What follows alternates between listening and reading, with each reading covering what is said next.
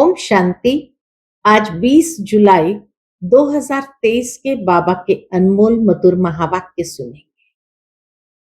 आज की मुरली में बाबा कहे संगम युग पर बाबा आकर के हम बच्चों को नया और अनोखा प्यार सिखाते हैं। और वो नया और अनोखा प्यार क्या है? तो बाबा कहे सारा कल्प तुम देहधारियों से प्यार करते रहे, लेकिन अब अशरीरी या विचित्र बाप से प्यार करना है। कैसे प्यार करना है वो भी बाबा सिखाते हैं कि बच्चे एक कोठरी बना दो, उसमें शिव बाबा का चित्र रखो और फिर घड़ी घड़ी बैठ उनसे बातें करो। तो धीरे धीरे जितना बातें करते जाएंगे बाबा से प्यार भी बढ़ता जाएगा। तो सुनते हैं बाबा के आज के अनमोल मधुर महावाक्य। ओम शांति। मीठे बच्चे, शिव बाबा का चित्र एक कोठरी में रख दो। घड़ी घड़ी जाकर उसके सामने बैठ बातें करो तो सारा दिन याद बनी रहेगी। आज की मुरली से प्रश्न है, नया और अनोखा प्यार कौन सा है जिसकी अनुभूति केवल संगम पर ही होती है? उत्तर है विचित्र बाप के साथ प्यार करना। यह है नया प्यार। तुम जानते हो निराकार विचित्र बाबा इस साकार में आया हुआ है। हम उनके सामने बैठे हैं। हमें संगम पर डायरेक्ट ईश्वर का प्यार मिलता है। यह है नया और अनोखा प्यार। सारा कल्प देहधारियों से प्यार किया, अब विदेही बाप से प्यार करना है। ऐसा प्यार संगम पर ही होता है।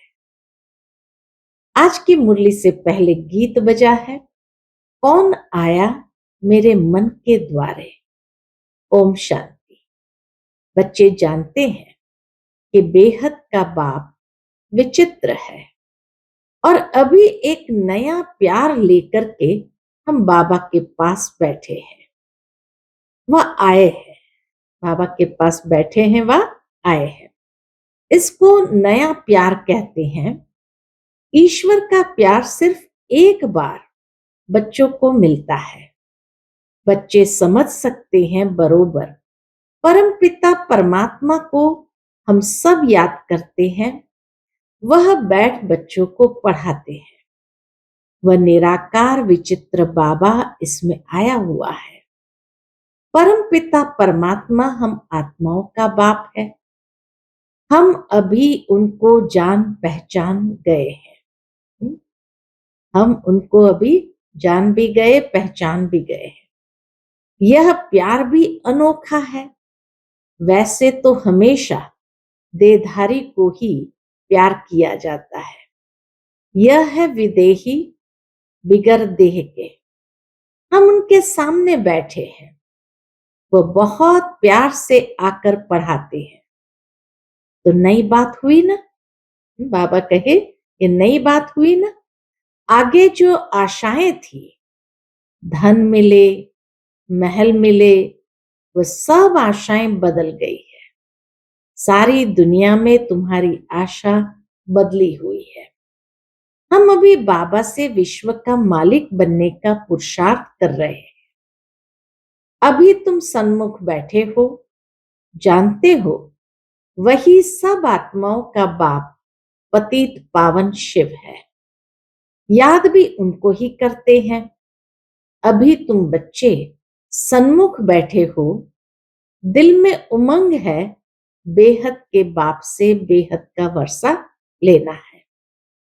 कितना विचित्र अनोखा वंडरफुल बाबा है। यह और कोई नहीं जानते, सिर्फ तुम ही जानते हो। बाप कैसे अपना बनाकर फिर पढ़ाते हैं। तो ऐसी क्या युक्ति करे? बाबा कहे सोचना चाहिए कि ऐसी क्या युक्ति करे जो घड़ी घड़ी बाप को याद करते रहे। बाप राय देते हैं। बाबा राय देते हैं, हर एक अपने घर में शिव का चित्र रख दो। हर एक अपने घर में शिव का चित्र रख दे। शिव बाबा का चित्र देख समझेंगे बेहद का बाबा पतित पावन आया हुआ है। इसलिए आया है पावन दुनिया स्थापन करने। उनसे हम अभी 5000 वर्ष पहले मुआफिक वर्षा ले रहे हैं, स्वर्ग के राज्य भाग्य का। बाबा कहे स्वर्ग के स्वराज्य का आत्मा जानती है। हम स्वर्ग में जाकर शरीर के साथ राज्य करेंगे। जो बात कभी स्वप्न में भी नहीं थी, अब वह आया है तो एक कोठरी अपनी बनाए, शिव का चित्र रख, उसमें लिख देना चाहिए बाबा आया हुआ है। उनको आना ही है स्वर्ग की स्थापना करने, नरकवासियों को स्वर्गवासी बनाने। घड़ी घड़ी शिव बाबा को देखते रहेंगे तो याद रहेगी। चित्र गले में भी डाल देते हैं।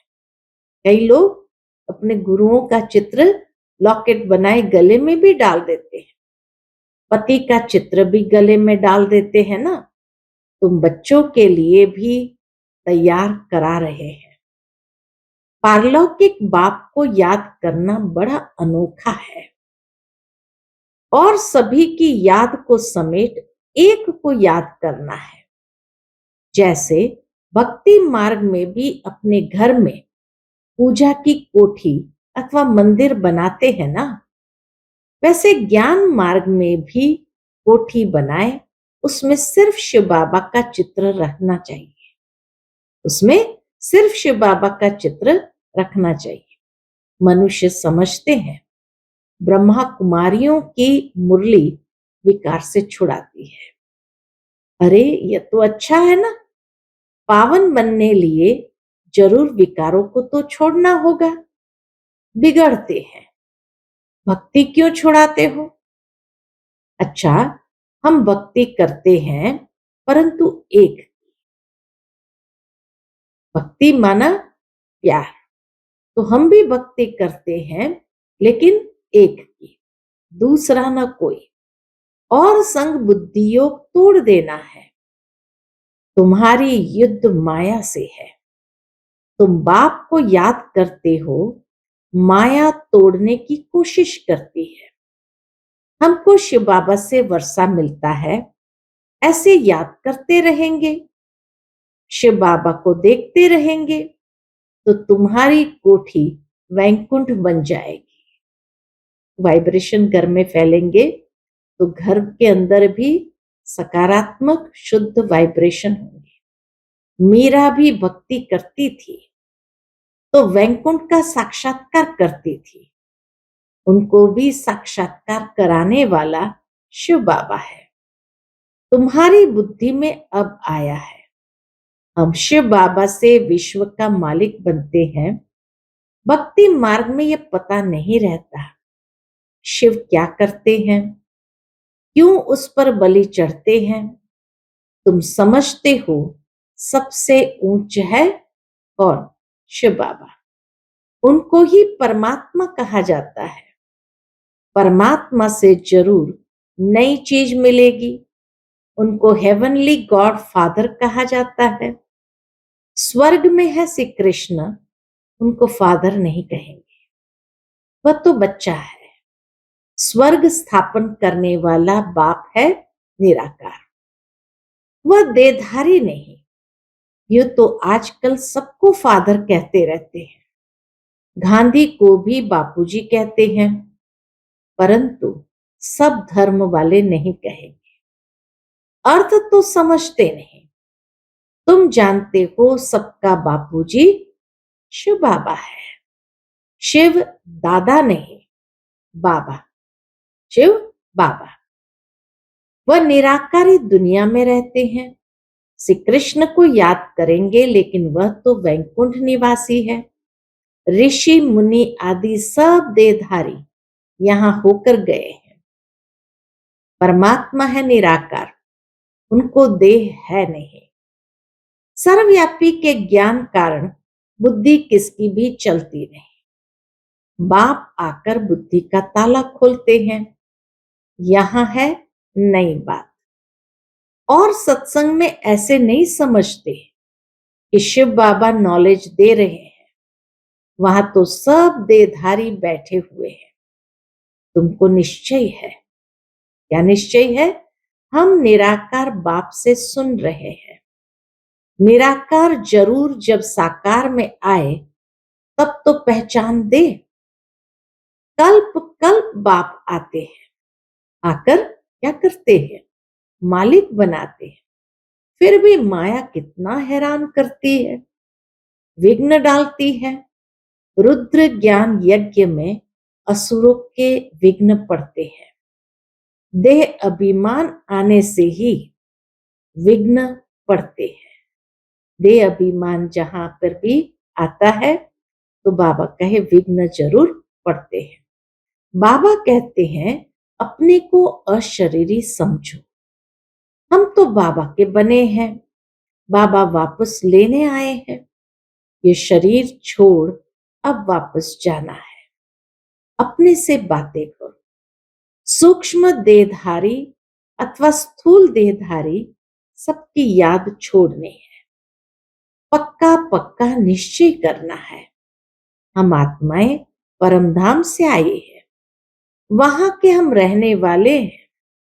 सतयुग में इतने जन्म राजाई की, सतयुग में इतने जन्म राजाई की, 84 जन्म लिए। अब नाटक पूरा होता है, वापस जाना है। घर में कोई हंगामा हो तो कोठरी में शिव का चित्र रख दो। ब्राह्मण लोग स्त्रियों को कहते हैं कि शिव की पूजा नहीं करनी है, परंतु शिव बाबा तो आते ही है माताओं के लिए।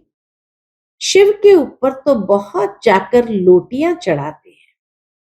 पुजारी लोग खुश होते हैं क्योंकि माताएं सबसे जास्ती पैसा रखती है। भक्ति की सच्ची भावना अबलाओं माताओं में रहती है। भक्ति की सच्ची भावना अबलाओं माताओं में रहती है। पुरुष तो जैसे खग्गे हैं, घड़ी घड़ी बाहर निकल जाते हैं। बुद्धि योग बहुत भटकता है। पत्नी का पति तरफ बहुत मोह जाता है। तुम बच्चे समझते हो यह दुख धाम है। अब सुखधाम स्थापन करने वाला बाबा आया हुआ है। युक्तियां रचनी है। हम बाप को कैसे याद करें? उनको इन आंखों से नहीं देखा जाता। ये आत्मा कहती है हमारा शिव बाबा बाप है। शिव का चित्र देखने से बड़ी खुशी होगी। तुम बच्चों का योग अभी अव्यभिचारी चाहिए, एक बाप के साथ चाहिए। शिव का चित्र रख घड़ी घड़ी याद करते रहो। बाबा ने अपना मिसाल बताया था। साकार बाबा ने अपना मिसाल बताया था। लक्ष्मी नारायण के चित्र से हमारा कितना प्यार था। फिर एक दिन ख्याल आया लक्ष्मी दासी बन पांव दबा रही है, ऐसे तो ठीक नहीं है। तो आर्टिस्ट को कहा इससे लक्ष्मी को तो मुक्त कर दो। पैरों के दासी बना करके चित्र बनाया था, तो बाबा कहे लक्ष्मी को मुक्त कर दो। बाकी नारायण का चित्र पॉकेट में पड़ा रहता था। एक पॉकेट में, एक मुरादी के बॉक्स में। मुरादी का बॉक्स माना जो धंधा करता है, दुकान जिसकी होती है, तो जो पैसे रखने का बॉक्स होता है या जिसको खाना कहते हैं या तिजोरी कहते हैं, तो एक मुरादी के बॉक्स में, तिजोरी वाले बॉक्स में घड़ी घड़ी चित्र देखता रहता था, जैसे मस्त, परंतु गुप्त करता था। कोई देखे नहीं, नहीं तो कहेंगे ये क्या करता है। पहले से कृष्ण से प्यार था, फिर उनको छोड़ विष्णु से हो गया। ब्रह्मा बाबा का पहले कृष्ण से प्यार था, फिर उनको छोड़ विष्णु से हो गया। जैसे नौधा भक्ति होती है, वैसे ये याद भी नौधा होनी चाहिए। इससे प्राप्ति बहुत भारी है। उनसे तो कुछ नहीं, अल्पकाल के लिए थोड़ा सुख मिलता है, फिर दूसरे जन्म में मेहनत करनी पड़े। भक्ति में, धंधे आदि में मेहनत लगती है। कमाओ तब खाओ। बाबा तुमको इस एक जन्म में इतनी मेहनत कराते हैं जो 21 जन्म प्रारब्ध भोगते रहेंगे। कुछ मेहनत करने की दरकार नहीं रहेगी। 21 जन्म सदा सुखी रहेंगे। तो ऐसा बाप जो पुरुषार्थ करना सिखलाते हैं, उनको तो याद करना चाहिए। बाबा कहे उनको तो बहुत याद करना चाहिए। कहते हैं श्वासों श्वास याद करो। गुरु लोग अपने शिष्य को कहते हैं माला फेरो, राम राम करते रहो। बस राम राम जपते जपते रोमांच खड़े हो जाते हैं। राम राम की मस्ती में झूलते हैं, जैसे कि राम की पुरी में पहुंच गए। तुमको तो बाबा कहते हैं एक शिव बाबा की याद का अजपा जाप करो और कुछ याद न आए, परंतु माया भी सामना करती है। भक्ति मार्ग में थोड़ी माया सामना करती है। यह है माया और ईश्वर के बच्चों की युद्ध। नाटक भी बनाते हैं, दुनिया में नाटक भी बनाते। भगवान ऐसे कहते हैं, माया ऐसे कहती है। अभी है संगम युग। माया के उल्टे सुलटे संकल्प विकल्प तो आते रहेंगे। तूफान ऐसा जोर से लगता है जो मनुष्य को भी उड़ाकर दूर फेंक देता है। यह फिर माया रावण का तूफान है। उनसे बचने की युक्तियां तो बाबा बताते रहते हैं। तुम कहेंगे हमको परम पिता परमात्मा राजयोग सिखलाते हैं। तुमसे कोई पूछे तुमको ये सन्यास किसने कराया, गुरु कौन है? बोलो परम पिता परमात्मा। ऐसा कोई नहीं होगा जिसको भगवान आकर सन्यास कराए। वह सब मनुष्य मनुष्य को कराते हैं। यहाँ बाप आकर कहते हैं देह सहित जो भी संबंध है उनको छोड़ो। इस पुरानी दुनिया का त्याग कर नई दुनिया को याद करो। सन्यासी ऐसे थोड़ी कहेंगे। अब तो प्रैक्टिकल में पुरानी दुनिया का विनाश होना है, इसलिए सबका बुद्धि से त्याग कर एक बाप से बुद्धि लगानी है। तुम सगाई करते हो ना, देहधारी को याद किया तो सगाई कच्ची हो जाएगी। सर्व धर्मान परित्यज माम एकम शरणम व्रज। मैं फलाना हूं, यह हूं, वह सब छोड़ अपने को आत्मा समझो। 84 जन्म को तो तुम जान गए हो, अब खुशी से वापस जाते हो। ताली बजानी चाहिए।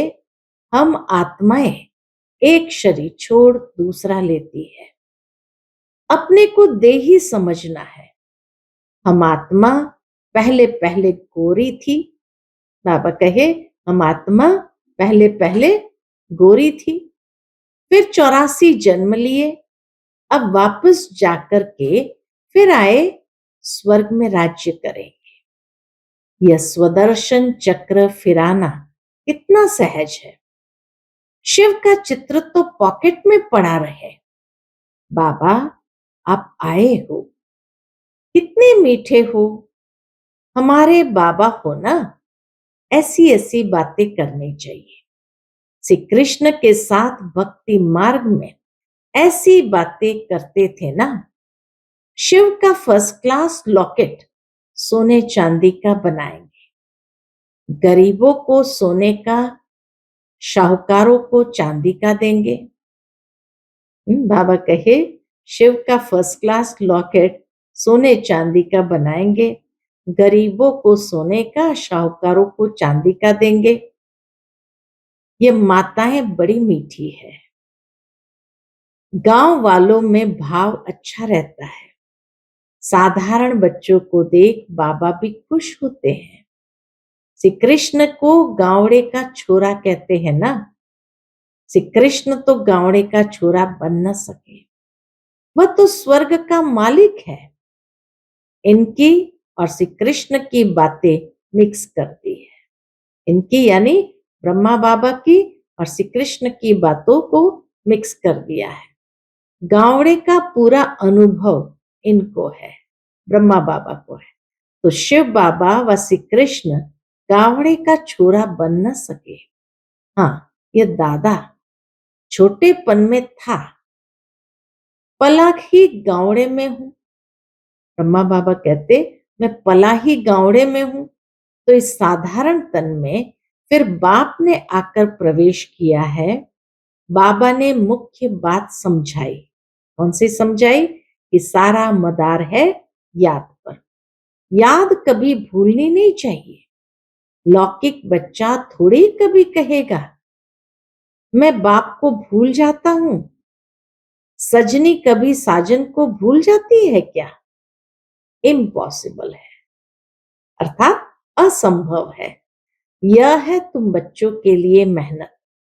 निरंतर याद के अभ्यास से ही विकर्म विनाश होंगे, नहीं तो फिर सजा खानी पड़ेगी। विजय माला में आ नहीं सकेंगे। कमाल है बाप की, जो बुढ़ियों, गरीबों, गणिकाओं, अहिल्याएं, उपजाएं आदि को आकर अपना बनाते हैं। कमाल है शिव बाबा की, जो बुढ़ियों, गरीबों, गणिकाओं, अहिल्याओं, उपजाओं आदि को आकर अपना बनाते हैं। यूं तो कोई चित्र की दरकार नहीं है, परंतु माया भुला देती है, इसलिए चित्र रखा जाता है। बुद्धि में रहना चाहिए। हम जाते हैं बाबा के पास, रास्ता देख लिया है, मुक्ति जीवन मुक्ति का। और कोई पंडा होता ही नहीं। इनको इंद्रप्रस्थ भी कहते हैं। मधुबन को इंद्रप्रस्थ भी कहते हैं। कोई पतित आकर छिप करके बैठेगा तो पत्थर बुद्धि बन जाएगा। बाबा तो अंतर्यामी है ना, हरेक की अवस्था को बहुत अच्छे से जानते हैं। ये बाबा, ब्रह्मा बाबा बाहरयामी है, शिव बाबा अंतर्यामी है। उस बाबा को झट मालूम पड़ जाता है, शिव बाबा को झट मालूम पड़ जाता है पतित छिपा हुआ बैठा है।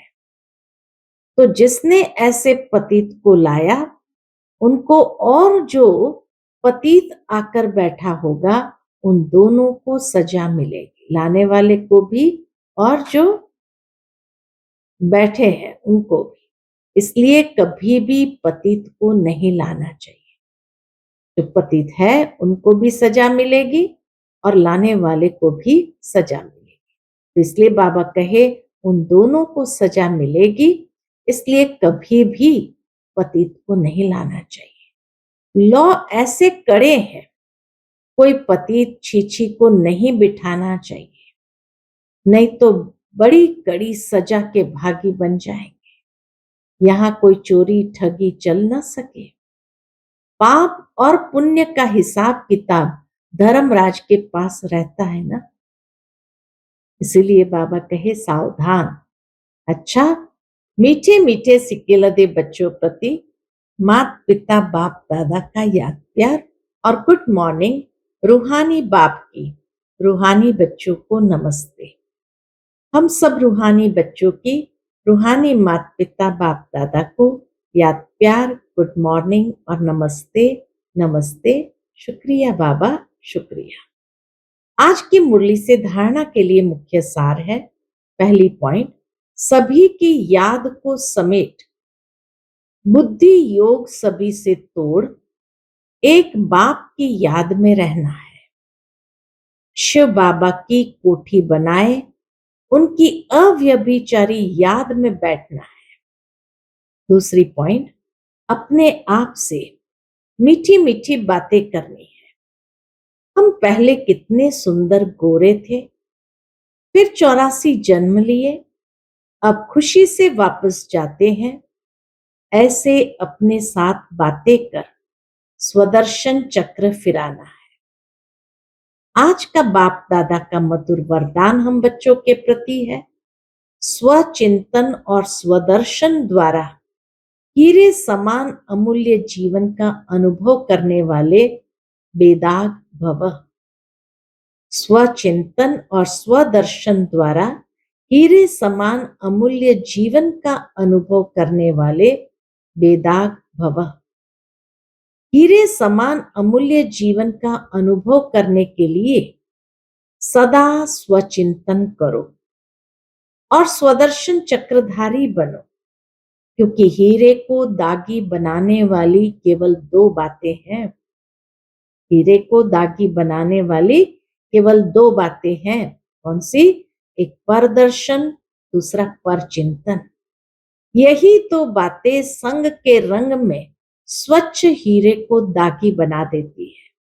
इसलिए इस मूल बीज को समाप्त कर स्वचिंतन करो और स्वदर्शन चक्र फिराओ, तो धूल और दाग लग नहीं सकता।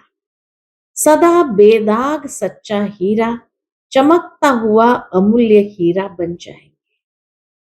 आज का स्लोगन है, विचित्र बाप के चित्र और चरित्र को याद करने वाले ही चरित्रवान है। विचित्र बाप के चित्र और चरित्र को याद करने वाले ही चरित्रवान है। अच्छा, ओम शांति।